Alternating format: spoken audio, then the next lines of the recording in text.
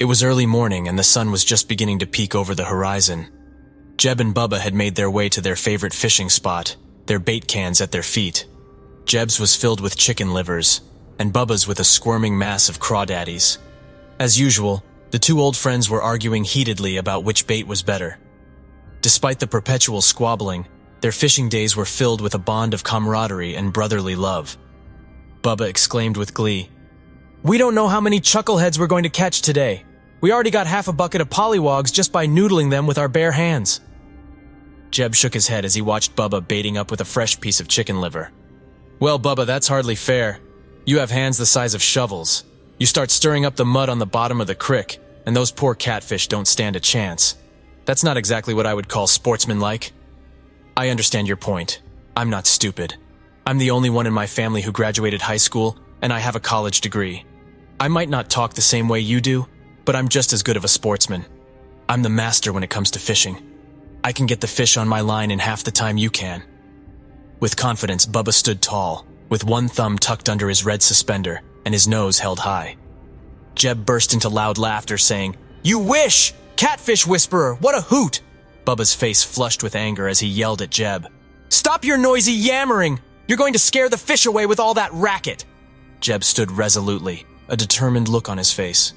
"No, I won't," he said calmly. He was looking forward to this day. He'd been wanting to go fishing all week. Hard work was what he was used to, but today was a break from the norm, and he deserved it. He could already feel it in his bones. Today was going to be a good day. His enthusiasm was palpable, like a pig in mud. Nothing anyone said or did was going to take away his joy. Bubba nodded reluctantly, understanding completely. The week had been brutal, but at the moment he felt great. Better than ever. The sun's rays glistened off of the Spanish moss, which hung in long, wispy tendrils from the cypress trees that grew near the water. Jeb cast his rod, the line snaking out in the early morning mist. Bubba couldn't help but brag as he looked into the bucket of fat catfish he'd caught. "Nah, I doubt it," he said confidently. "My catfish are twice the size of yours. Please, take a moment to consider this."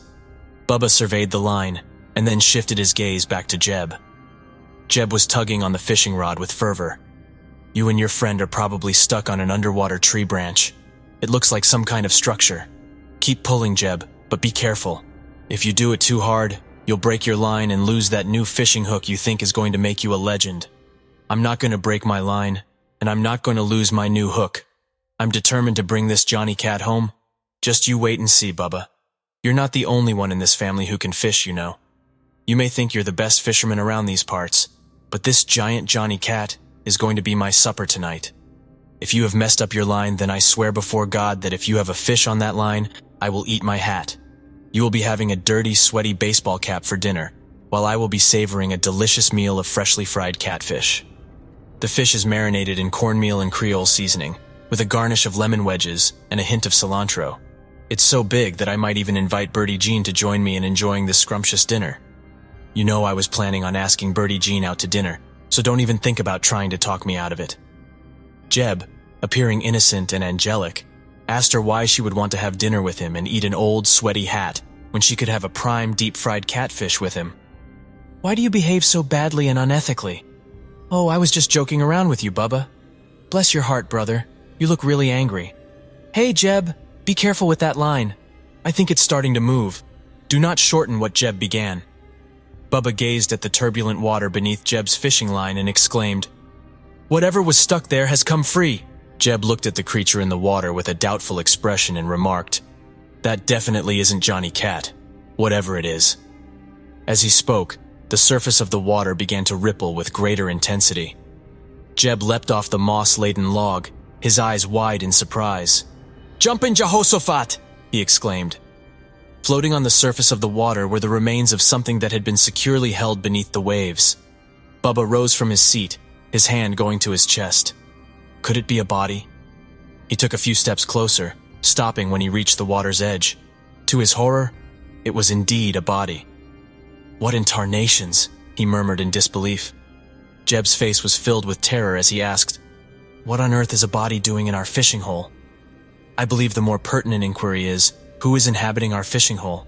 I can't tell for sure since the card is face down, so I don't know what it is." Jeb, was that a rhetorical question? Oh, you and your big words.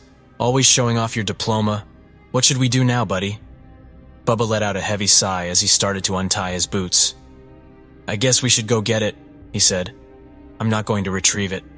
I'm just an ordinary person, but you have a higher education, and you're a lot bigger than me, so you should have no trouble carrying 4 of them back to shore. Bubba untied the laces of his second boot and tossed it onto the riverbank. It's common knowledge, everyone. This is your catch. We all know the rules. If you catch it, put it in your net and pull it in. Hold on for a minute. We don't want to interfere with any evidence. This is a corpse, and it's no longer alive, so it would be illegal to tamper with it. Bubba patiently explained to Jeb that typically, corpses are dead. However, this particular corpse had broken loose and was now adrift. We couldn't simply let it float down the river, could we? Are you asking me or telling me? Jeb said, shaking his head in disbelief. In all my born days, I've never seen anything like this. It's quite a spectacle. Bubba dipped his bare foot into the water, and Jeb quickly grabbed his arm in response. What are you up to, buddy? Bubba responded. I'm going to go get the guy before he drifts away. Jeb shook his head vehemently, insisting, I told you, we should not tamper with the evidence. You can keep telling me that, Jeb, but I cannot simply ignore the poor soul drifting out there. I must bring it back here to safety. Can't you understand that? Shouldn't I at least try to retrieve it? Are you coming with me? Jeb stood looking across the river, his eyes fixed on the opposite shore. Do you need some time to consider your decision about Jeb? Be quiet. I'm trying to focus. No matter what we do, our fate seems certain. If we make one choice, we will be doomed. If we make the other choice, we will still be headed towards disaster. Well, I can't believe it, Jeb said, shaking his head. No matter how we look at it, our day of fishing is gone. And now, it looks like we're in for a lot of questioning from the authorities. Everyone knows I don't get along too well with the law. He twisted his jaw from side to side with one hand, still gripping the fishing rod in his other. It's all right, Bubba. You can go and get that, whatever it is. My opinion doesn't carry much weight here, and you're likely to do what you want regardless. Bubba spread his arms wide and declared, Sometimes you just have to do what you have to do. But he had to admit that his earlier assurance that there wasn't a giant catfish on the line was wrong. Fortunately, he didn't have to follow through with his promise to eat his hat. With a loud splash, he plunged into the water,